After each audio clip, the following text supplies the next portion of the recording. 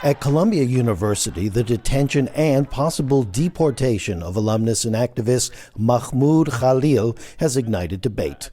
The Department of Homeland Security confirmed his arrest on Saturday, accusing Khalil of leading activities aligned with Hamas, a designated terrorist organization.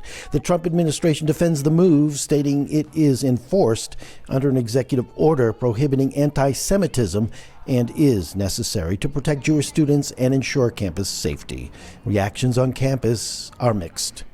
I'm actually a foreign student from Israel, but it was a worry of mine when I came to Columbia of how I'd be treated as an Israeli student and as a Jewish student as well. I think that this is a first step that the government is taking in order to tell Columbia, basically, this needs to stop. Yeah, I just think that it creates a lot of uncertainty for the university and a kind of a chilling effect. So on one hand, people are worried about what they write in emails, what they're studying, even the discussions that are happening in classrooms. People are thinking twice about what they say.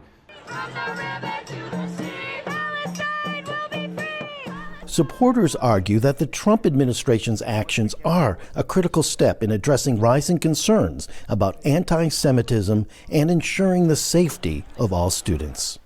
I certainly applaud these actions by the Trump administration, and I'm grateful for them. After more than a year of ongoing harassment and violence on college campuses and in city streets, finally, the administration is coming up, upholding the law, and making it very clear that foreign nationals who support terrorism and espouse terrorist activity have no place in the United States of America.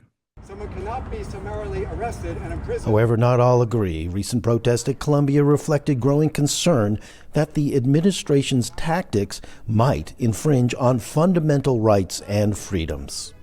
I think that the silencing of voices of protest of the Gaza war and of Israel's policies in the name of preserving Jewish safety is profoundly wrong and misdirected, and is used as a vehicle for actually suppressing our speech more broadly.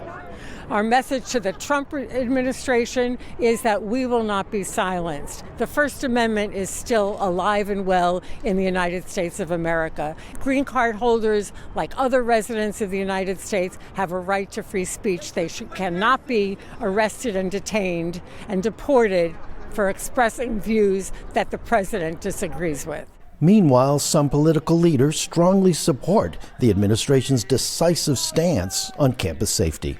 If you are on a student visa and you're in America and you're an aspiring young terrorist who wants to prey upon your Jewish classmates, you're going home. And I think the American people understand that. They're supporting it. And I'm glad we have a president who's strong enough to lay down the law. As legal appeals continue, the outcome of this case could set a precedent for how universities and the government balance campus safety with the protection of free speech and academic freedom. Aron, Ranen, VOA News, New York City.